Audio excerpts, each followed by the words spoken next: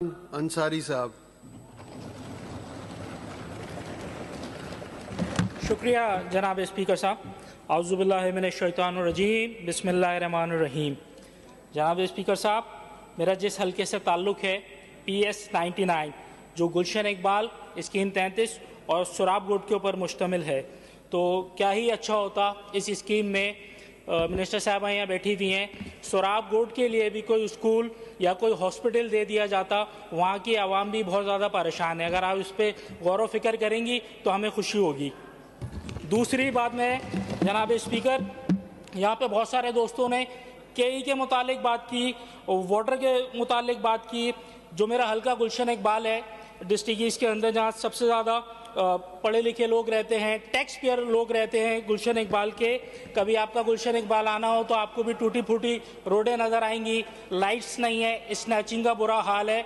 और अलमिया यह है, पूरे कराची में पानी का इशू है, ख़ास तौर पे डिस्ट्रिक्ट ईस्ट गुलशन इकबाल के अंदर, पर ख़ास तौर पे गुलशन इकबाल के ब्लॉक 3, ब्लॉक 6, ब्लॉक 4 और ब्लॉक 7 के अंदर पानी नहीं है। जनाब स्पीकर साहब, लोगों के घरों के नलों में पानी नहीं है। अलमिया ये है, वाटर बोर्ड का हाइड्रेंट गुलशन इकबाल में चल रहा है। अगर हमारे घर में पानी नहीं आता तो इस माशी परेशानी के हालत के बावजूद अगर मैं 5,000, 7,000, 8,000 रुपये दूँ तो मुझे टैंकर मुहैया हो जाता है। तो खुदा के वास्ते वाटर बोर्ड से कह के गुलशन इकबाल में ये हाइड्रेंट ख़त्म किया जाए, जिससे लाखों करोड़ों रुपए की करप्शन हो रही है। हाइड्रेंट की लाइन ख़त्म की जाए, यहाँ पे ये सिलसिला ही ख़त्म किया जाए पानी का। दूसरी बात मैं आपसे यहाँ पे करना चाहूँगा, सामने से थोड़ी देर पहले मेरी बहन ने एक बात की यहाँ पे कि 2005 से लेके 2010 तक एक मेयर थे जिन्होंने बुरा हाल कर दिया। हालांकि ये बात मेरी स्पीच में नहीं थी, पर मैं इनको याद दहानी भी करा दूं। शायद 19 साल पुराना जिक्र है, 2005, शायद उस वक्त ये छोटी थी या स्कूल जाती होंगी मेरी बहन, तो इनको नहीं मालूम था कि ये शहर पाकिस्तान बनने के बाद अगर किसी ने बनाया है तो नौजवान मेयर मुत्तहदा कौमी मूवमेंट सैयद मुस्तफ़ा कमाल भाई के दौर में बना है। और मैं ये बताऊं, उस मेयरशिप के दौर में जब इस शहर को डेवलप किया तो ख़ास तौर पे आपकी बारी तो अभी बाद में आएगी, मैं अपनी बहन से मुखातिब हूँ। इस शहर को स्कूल दिए गए, इस शहर को हॉस्पिटल दिए गए, इस शहर की रोडें बनाई गई, अंडर पास बनाए गए, ओवरहेड ब्रिजेस बनाए गए, इवन यहाँ तक के लियारी एक्सप्रेसवे बनाया गया, K3 का मंसूबा बनाया गया। और हमारे वोटर नहीं रहते थे जनाब स्पीकर साहब, पर बाबा भिट में भी पानी पहुंचाया गया, बाबा भिट तक पानी पहुंचाया गया। सब्र तो करो यार, अभी तो बोलना शुरू किया आज हमने, सब्र तो करो। दूसरी बात जनाब स्पीकर साहब, जहां मेरी नजर इस बजट पे हेल्थ पे जाती है तो मैं देखता हूं 2022 और 2023 में ये जो बजट था लगभग 200 अरब रुपए था। 2023 और 24 का जो बजट है वो 214 अरब रुपए था। और अब 24 और 25 की जब हम बात करते हैं जनाब स्पीकर साहब, तो ये बजट 300 अरब रुपए का बजट है। 300 अरब रुपए हेल्थ के ऊपर, 3,000 अरब रुपए का बजट है जनाब स्पीकर।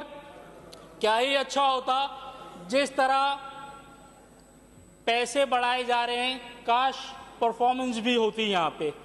जो लोग सेहत से, जिन लोगों का बुरा हाल है, काश इस पर परफॉर्मेंस भी होती। मैं आपको बताना चाहता हूँ जनाब स्पीकर साहब, सिंध हुकूमत की कोरोना के दौर की मैं आपसे बात कर रहा हूँ। अल्लाह ताला की तरफ से पूरी दुनिया में एक आफत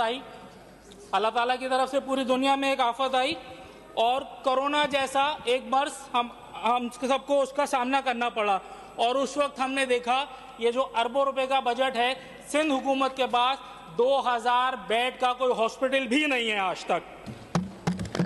दूसरी तरफ जब मेरी नज़र जाती है जनाब स्पीकर साहब कुछ हॉस्पिटल्स में, हॉस्पिटल तो बहुत दूर की बात है, यहाँ तो हमारे पास ये जो अरबों रुपए का बजट है, कुत्ते के काटने की वैक्सीन में नहीं है जनाब स्पीकर साहब। कराची से कश्मीर तक वैक्सीन नहीं है हमारे पास, और हम दावे करते हैं यहाँ पे अरबों रुपए के बजट के। जनाब स्पीकर साहब, एक बाजी उसी पे आ रहा हूँ। एक बात आपके गोश गुजार कर दूं, बचपन में आप भी खेलते होंगे और कभी गिर जाते होंगे जनाब स्पीकर साहब। एक इंजेक्शन है टेटनस का इंजेक्शन जिसे कहते हैं। आज टेटनस के इंजेक्शन की जो 30 रुपए का मिला करता था जनाब स्पीकर साहब, आज ब्लैक में भी नहीं मिल रहा। वो 800 रुपए, 1000 रुपए, 2000 रुपए के अंदर भी ये इंजेक्शन अवेलेबल नहीं है जनाब स्पीकर साहब।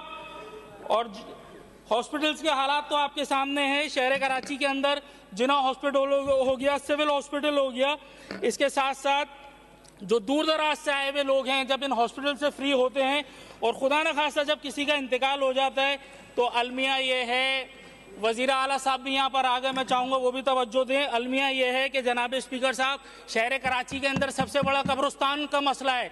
शहर कराची में कब्रिस्तान के लिए ज़मीन दी जाए, वो एक अलग बात है कि आधे शहर की ज़मीन पर लैंड ग्रैबर्स आ गए हैं, वो एक अलग बात है जनाब स्पीकर साहब, पर कब्रिस्तान की ज़मीन भी यहाँ पे दें आप हमें। और जैसे मैंने बताया था अभी सिंध के हॉस्पिटल्स का हाल ये है जनाब स्पीकर साहब, सिंध के ये कुछ हॉस्पिटल्स निकाले मैंने जिसमें कुत्ते, दुम्बे और गधे बंधे हुए हैं। तो ये परफॉर्मेंस आपके सामने है और अरबों रुपए का बजट भी आपके सामने है जनाब स्पीकर साहब। जनाब स्पीकर साहब, पुलिस के ऊपर भी मैं देख रहा हूं माशाल्लाह काफी बजट रखा गया है। यहाँ पे 1 अरब 72 करोड़ रुपए का बजट है जनाब स्पीकर साहब।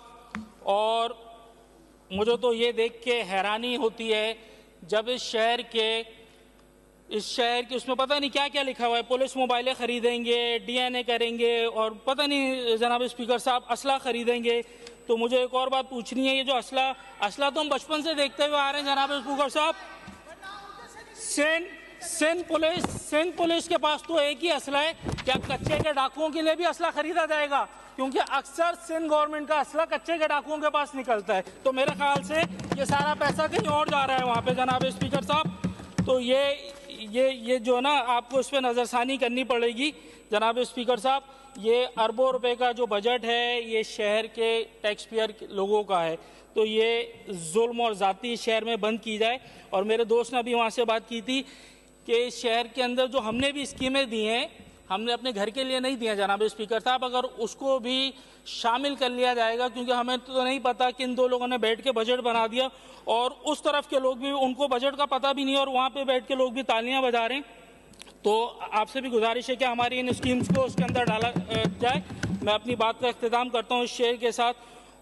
उस उदासी में लगता है कि अलादत में नहीं हूँ जिस देश में इंसान की हिफाजत नहीं होती। मखलूक खुदा जब किसी मुश्किल में फंसी हो, सजदे में पड़े रहने से इबादत नहीं होती। हर शख्स पर यह कफन बांध के निकला है, हक के लिए लड़ना तो बगावत नहीं होती। शुक्रिया जनाब स्पीकर साहब।